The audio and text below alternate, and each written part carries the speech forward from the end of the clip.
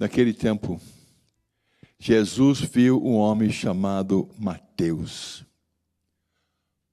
sentado na coletoria de impostos, e disse-lhe: segue-me. Ele se levantou e seguiu a Jesus. Enquanto Jesus estava à mesa em casa de Mateus, vieram muitos cobradores de impostos e pecadores, e sentaram-se à mesa com Jesus e seus discípulos.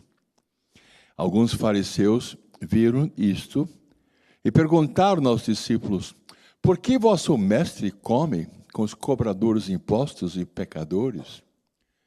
Jesus ouviu a pergunta e respondeu: aqueles que têm saúde não precisam de médico, mas sim os doentes. Aprendei, pois, o que significa: quero misericórdia e não sacrifício. De fato, eu não vim para chamar os justos, mas os pecadores. Estas são as palavras de salvação. Glória a vós, Senhor.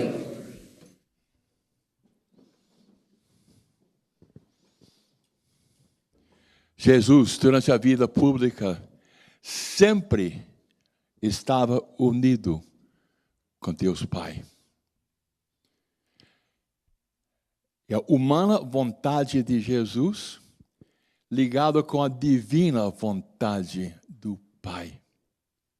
E o Pai falou para Jesus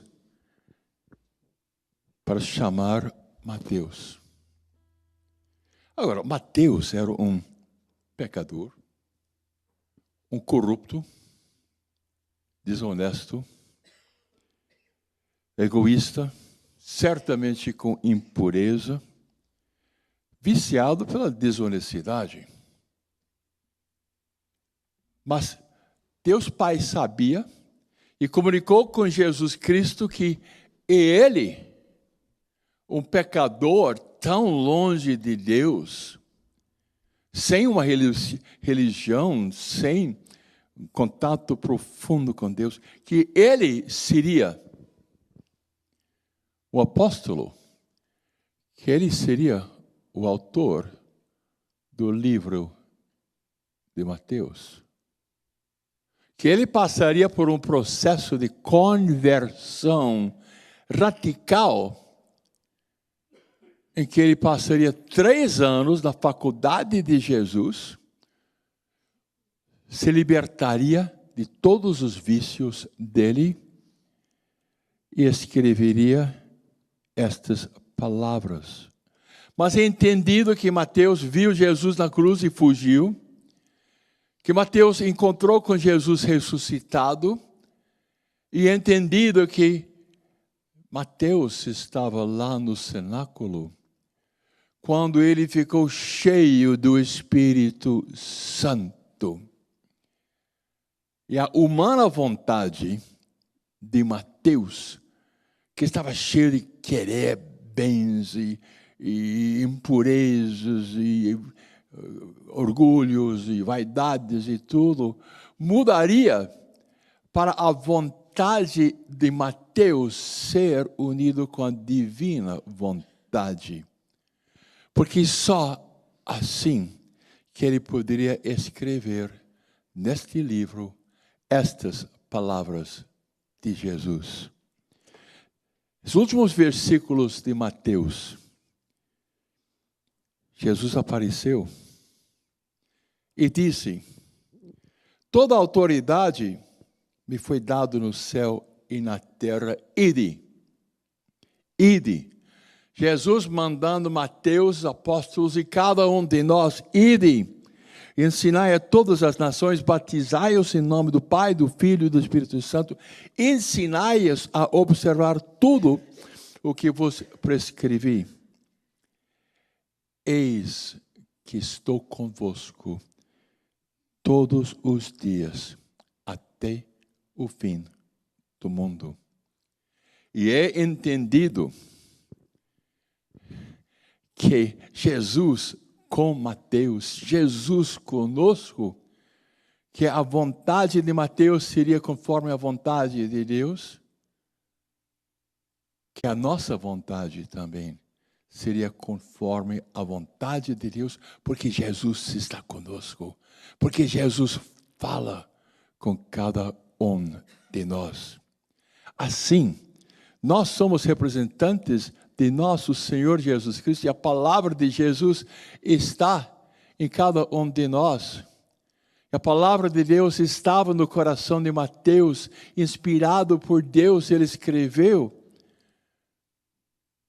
o Evangelho segundo Mateus.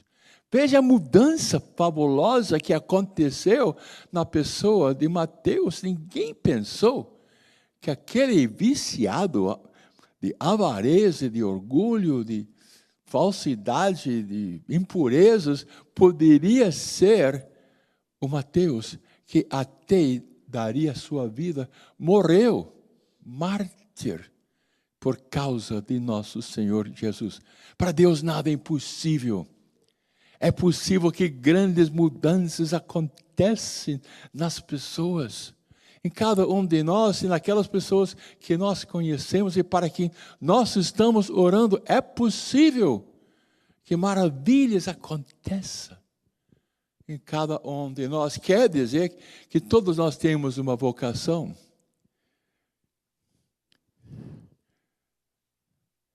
São Paulo falou, na primeira leitura: eu vos exorto a caminhardes de acordo com a vocação que recebestes.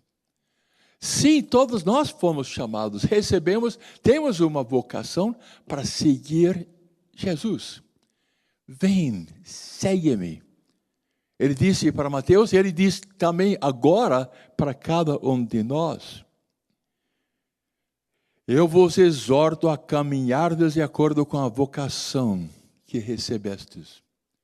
A vocação de estar onde você está, com as pessoas com que você está, começando o apostolado que futuramente você vai ter.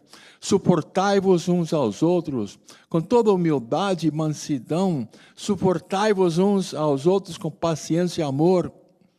Aplicai-vos a guardar a unidade de espírito, pelo vínculo de paz. Há um só corpo, um só espírito, como também há uma só esperança que todos nós temos de conseguir chegar ao paraíso, ao reino de Deus. Uma só esperança, a qual fostes chamados. Há um só Senhor. É uma só fé, um só batismo, um só Deus e Pai de todos nós. Eu fico imaginando Jesus falando lá na casa de Mateus que Deus é Pai e que todos vocês que estão nesse banquete são filhos de Deus, filhas de Deus. Jesus sabia que aquele povo não se comportava como filhos de Deus e não conhecia Deus como Pai, Pai cheio de amor, Pai santo.